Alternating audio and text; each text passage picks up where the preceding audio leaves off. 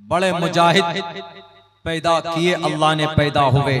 हजरत उमर फारूक का नाम सुनकर सिर्फ मस्जिद अक्सा की चाबी देने के लिए जो पादरी लोग थे वो तैयार हो गए। जब हजरत अमर बिन आस रजी अल्लाह ताला जो जर्नेल थे, जब लड़ाई हो रही थी, फलस्तीन के ऊपर जंग हो रही थी यहूदियों से मस्जिद अक्सा को आजाद करने के लिए, जब कुछ इलाकों को फतह कर लिया तो हजरत अमर बिन आस ने पादरी के सामने कहा कि ऐ पादरी सरेंडर करो, चाबियां मेरे हवाले करो। कहा क्यों? कहा मैं इस मुल्क का फाते हूं, मैं मस्जिद अक्सा का फाते हूं, फतह करने वाला। तो पादरी हंसने लगा। वो जो जर्नेल था रूमी सल्तनत का जर्नेल, रूमी, वो हंसने लगा। उन्होंने कहा कि तुम कभी नहीं कर सकते इसको फतह। कहा क्यों? कहा कि मेरी जो किताब है, जो मेरे पास तौरात है, उस तौरात में साफ लिखा हुआ है कि जो आदमी ये मस्जिद अक्सा को फतह करेगा उसके नाम में 3 शब्द होंगे। उसका नाम उमर होगा, उमर। तुम्हारा नाम तो अमर बिन आस है, उसका नाम उमर होगा। उमर और अमर में फर्क है, उमर में 3 वर्ड है और अमर में 4 वर्ड है। इसलिए कि अमर रा के बाद वाव भी है, इसीलिए अमर बोलते। लिखने में दिखने में एक लगेगा लेकिन वाव भी होता। तो उन्होंने कहा कि मैंने तौरात में पढ़ा है कि जो मस्जिद अक्सा का फाते होगा उसका नाम उमर होगा। तुम्हारा नाम तो अमर है, इसीलिए मैं हंस रहा हूं। तुम जो बोलते हो ना कि मैं फाते हूं, तुम फाते नहीं हो। हमारे किताब के हवाले से फाते तो उमर नाम का शख्स होगा। और मैं जानता हूं कि उमर, हजरत उमर, तुम्हारे हजरत उमर खलीफा हैं, अमीरुल मुमिनीन हैं और वो अपनी जगह पे हैं। हम चाबी तुमको नहीं दे सकते, अगर तुम्हारे उमर आ जाएं तो हम उनके हाथ में चाबी देंगे। तो हजरत अबू उबैदा ने फौरन खत लिखा हजरत उमर फारूक रजी अल्लाह ताला अन्हु, ये कहा कि ये अमीरुल मुमिनीन, आप आएंगे तभी ये मस्जिद आप हमारे कब्जे में आएगी, वरना नहीं। कहा कि अच्छा ठीक है, कोई बात नहीं। लंबा सफर था, आपने एक ऊंट लिया और लंबे सफर की वजह से आपने अपने एक गुलाम को लिया। बहुत मशहूर है वाकया। हजरत उमर फारूक रजी अल्लाह ताला अन्हु चले, कपड़ा वैसे ही, कपड़ा कुर्ता जो पहने हुए थे उसमें फटे हुए थे, उनके कुर्ते फटे हुए थे, फटा हुआ कुर्ता पेबंद लगा हुआ था जगह जगह पर। आज सिलकर कोई कुर्ता या कोई कपड़ा पहनना चाहता है, कोई नहीं पहनना चाहता, कहेगा कि इज्जत का फालूदा निकल जाएगा। मैं अक्सर जगहों में लंबे सफर में जाता हूं अपनी गाड़ी से, तो मैं अक्सर लुंगी इस्तेमाल करता हूं। कई मर्तबा मुझे लोगों ने कहा कि मौलाना क्यों लुंगी पहन कर जाते हैं, आपसे लोग मोहब्बत करते हैं तो क्या इतनी बेइज्जती। मैं यही कहता हूं कि आदमी की पहचान कपड़ों से नहीं होती। मुझे जिसको पहचानना होगा मेरी शक्ल से पहचान लेगा। और मुझे जो इज्जत मिली है अल्लाह तबारक व ताला के कुरान और हदीस की बातें करता हूँ, शरीयत की बात करता हूँ, तो उससे अल्लाह तबारक व ताला ने लोगों के बीच में तारुफ कराया है। मेरा ताल्लुक इससे नहीं है कि मैंने पैजामा पहन के रखा हुआ है कि नहीं है, मेरी इज्जत का ताल्लुक उससे नहीं है। तो हमारे फारूक रजी अल्लाह ताला वैसे ही बहुत कोई खास कपड़ा नहीं, ऊंट पर बैठे और उनके पास जो गुलाम था उस गुलाम से यूं भी कहा उमर फारूक ने कि मेरे गुलाम, तुम ये मत समझना कि मैं अमीरुल मुमिनीन हूं तो ऊंट पर बैठकर चलूंगा, तुम पैदल चलोगे, ऐसा नहीं है। बारी बारी कभी हजरत उमर बैठते, कभी उनका गुलाम बैठता। हजरत उमर नकेल पकड़ कर जाते। आजकल कोई दुनिया का सीएम, कोई पीएम ऐसा करेगा, कोई नहीं कर सकता, लेकिन उमर फारूक ने ऐसा किया। इसीलिए हमारे भारत के गांधी जी ने कहा कि उमर फारूक और अबू बकर सिद्दीक ऐसे हैं कि अगर इनका निजाम और सिस्टम आज इम्प्लीमेंट किया जाए, आज उन्होंने अपने जमाने में कही थी, तो हमारा भारत खुशहाल हो जाएगा, हमारे भारत के अंदर तरक्की होगी। क्यों? क्योंकि वो इतने बड़े ओहदे पर होने के बावजूद भी वो कौम और समाज के लिए बहुत ज्यादा मेहनत करते थे, कौम और समाज के लिए हमेशा फिक्रमंद रहते थे। इतनी दौलत की गद्दी पर बैठने के बावजूद कभी भी 1 रुपए उन्होंने मिसयूज नहीं होने दिया, गलत खर्च नहीं किया। जैसे आजकल का नेता गद्दी पे बैठेगा तो कौम के लिए जो पैसा आएगा तो उस कौम के पैसों को भी लूटेगा, जो माइनॉरिटीज के लिए जो फंड आएगा वो भी लूटेगा। सीमांचल के अंदर अभी सैलाब आया, ज्यादा से ज्यादा एक ब्लॉक में 200-300 लोगों के 7,000 रुपए ये भीख दे रहे हैं। आप भीख, बिहार के सीएम साहब वापस कर लो। 7,000 रुपए का तो हमारे शेरशाहबादी बिरादरी के लोग मटन खा जाते हैं। 7,000 रुपए का एक महीने के अंदर नहीं चाहिए आपकी ये भीख, आपको देना ही था तो एक किसान को कम से कम 50,000 रुपए का मुआवजा देते, जिनके धान खत्म हो गए, जो यहाँ की बेसिक फसल जो सैलाब में तबाह हो गए, जलकर और गलकर खत्म हो गए। उमर फारूक रजी अल्लाह ताला हकदारों तक पहुंचाया करते थे। और उन्होंने कहा, कितनी सादगी थी, जब वो पहुंचे, करीब पहुंचे हैं तो हजरत अबू उबैदा आए और एक बढ़िया सा जोड़ा लेकर आए, शेरवानी जुब्बा कुब्बा लेकर के आए। तो उन्होंने कहा कि अमीरुल मोमिनीन, यहाँ लोग चूंकि मुअद्दब हैं, ईसाई हैं, यहूदी है कुछ, और वो लोग अच्छे कपड़े पहनते हैं, उनके बीच में जाएंगे आप इस हालत में तो थोड़ी इंसल्ट ही होगी, हमारा इंसल्ट होगा, इसलिए अच्छे कपड़े पहनिए। तो उस वक्त उमर फारूक ने क्या जवाब दिया? आजकल कोई नहीं देता। उन्होंने कहा कि अल्लाह ने हमें इस्लाम के जरिए इज्जत दी है, हमें कपड़ों से इज्जत नहीं मिली। फौरन आपने पैना उठाकर फेंक दिया, फिर वही कपड़े पहन। जब चले गए सामने जो वो लोग थे, पादरी लोग, उन्होंने सोचा आगे पीछे बॉडीगार्ड, Y+Z+ सिक्योरिटी, जैसे आज के जमाने में, यानी आगे भी लोग पीछे भी लोग होंगे, बीच में अमीरुल मोमिनीन होंगे, पूरा लाओ लश्कर लेकर आएंगे। वो यही समझ रहे थे। नाम पढ़ा था, कैफियत क्या होगी, हालत नहीं पड़ी थी अपनी किताब में उन्होंने। तो उन्होंने देखा कि अरे बहुत सीधे सादे कपड़े पहने हुए चले आ रहे हैं अपने दोस्तों के बीच में।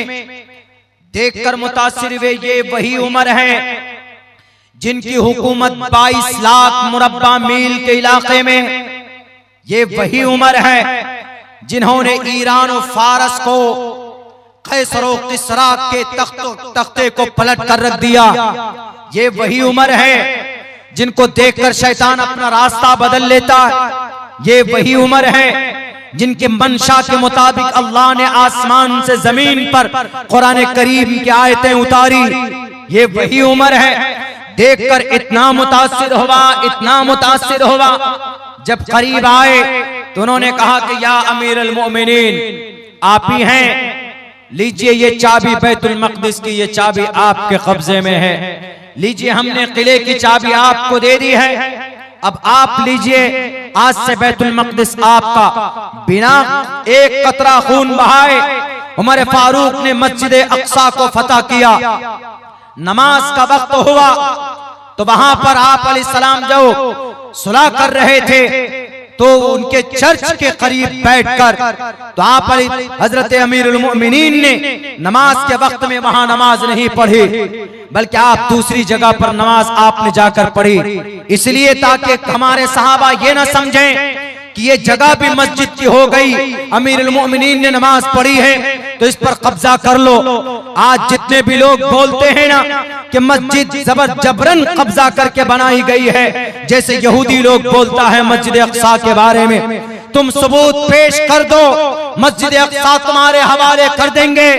वहां के फलस्तीन के जो वहां की जो वक्फ इस्लाम है, वक्फ इस्लाम का वहां पर भी बोर्ड है, वो आपके हवाले कर देंगे, लेकिन दलील नहीं पेश कर सकते, इसलिए कैसा हुआ ही नहीं। जैसे भारत के अंदर किसी भी मस्जिद को शहीद, किसी भी मंदिर को तोड़कर मस्जिद नहीं बनाई गई है, बल्कि मस्जिद के प्लेटफॉर्म से हमारे हिंदू भाइयों को डोनेशन दिया गया, उनकी मदद की गई, उनके फलाही काम के अंदर में बादशाहों ने पैसे खर्च किए। कोई मस्जिद भारत के अंदर मंदिर तोड़कर नहीं बनाया गया। बाबरी मस्जिद गलत बात, बाबरी मस्जिद जिस वक्त बनाई जा रही 1528 के अंदर, 1528 में भी रामचंद्र जी के नाम पर किताब लिखने वाला रामचरितमानस, तुलसीदास वहीं पर बैठकर तुलसीदास रामचरितमानस लिख रहा है। अगर बाबरी मस्जिद मंदिर तोड़कर बनाया जा रहा था, वो मस्जिद बन रही थी, तो रामचरितमानस का लिखने वाला राम जी का सबसे बड़ा भक्त, उन्होंने तो किताब लिखी है। क्यों नहीं उन्होंने कहा कि बाबर रोक लो अपने इस सिपह सालार को जो ये मंदिर को तोड़कर मस्जिद बना रहा। एक वर्ड भी नहीं बोला। क्यों? क्योंकि ऐसा हुआ ही नहीं था, यानी किसी मंदिर को तोड़कर मस्जिद बनाई ही नहीं गई थी। सुप्रीम कोर्ट में भी एक्सेप्ट किया था जब जजमेंट देना था कि बाबरी मस्जिद किसी मंदिर को तोड़कर नहीं बनाई गई। अल्लाह से मैं कभी उम्मीद है कि अल्लाह जरूर इंसाफ करेगा एक न एक दिन। भारत के अंदर किसी दुनिया के किसी भी हिस्से में जबरन किसी जमीन पर कब्जा करके उस पर मस्जिद नहीं बनाई जा सकती। ये बात याद कर लीजिए कान खोलकर। इस्लाम में परमिशन नहीं। अल्लाह के नबी अलैहिस्सलाम जब गए मदीनतुल मुनव्वरा, हिजरत करके पहुंचे, तो सबसे पहला काम मस्जिद तामीर होनी चाहिए। एक जगह तो ये भी है, सीरत इब्न हिशाम में ये भी लिखा है कि जब मशवरा किया, जब मस्जिद के लिए जमीन ढूंढी गई, तो जो जमीन थी अभी जहां मस्जिद नबवी है, वो जमीन दो यतीम बच्चे के थे, सहल और सुहेल नाम का। तो उसके जो सरपरस्त थे तो वो बहुत खुश हुए कि हमारे बच्चों की जमीन को अल्लाह के नबी ने कबूल किया, यानी इस जगह मस्जिद बनेगी, हमारे लिए बड़ी खुशी की बात है कि बड़ा मुबारक काम होगा। बहुत खुश हुए। लेकिन अल्लाह के नबी ने कहा कि कैसे खुश हो, फ्री में नहीं मिलने वाला।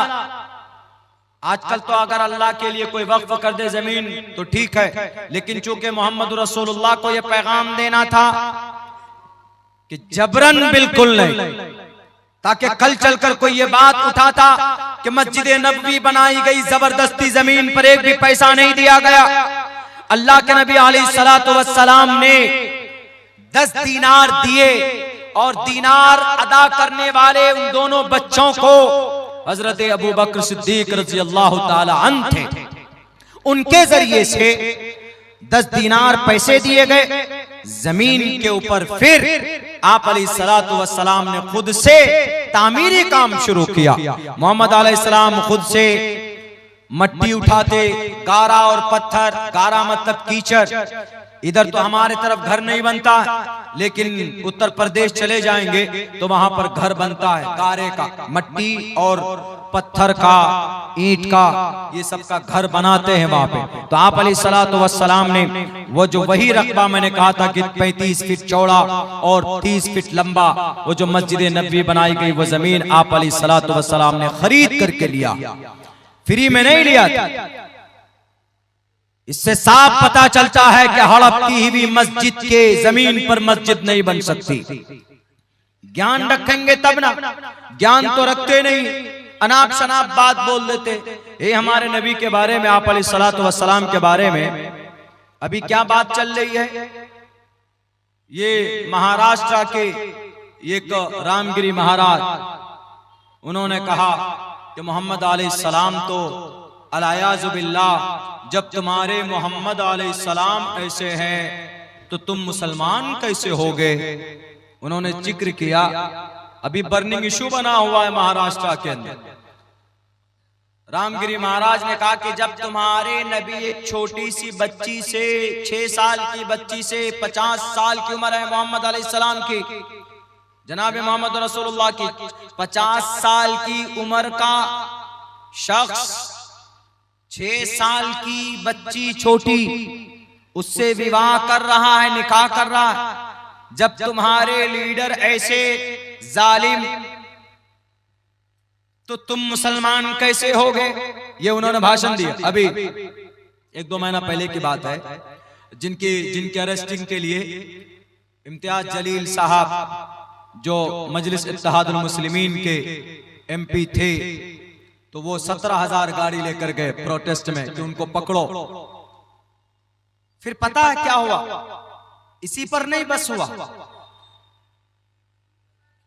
अगर मैं मंच से कुछ बोल दूं, कोई टोपी दाढ़ी वाला 1-2 बात इधर उधर की बोल दे तो फौरन जेल।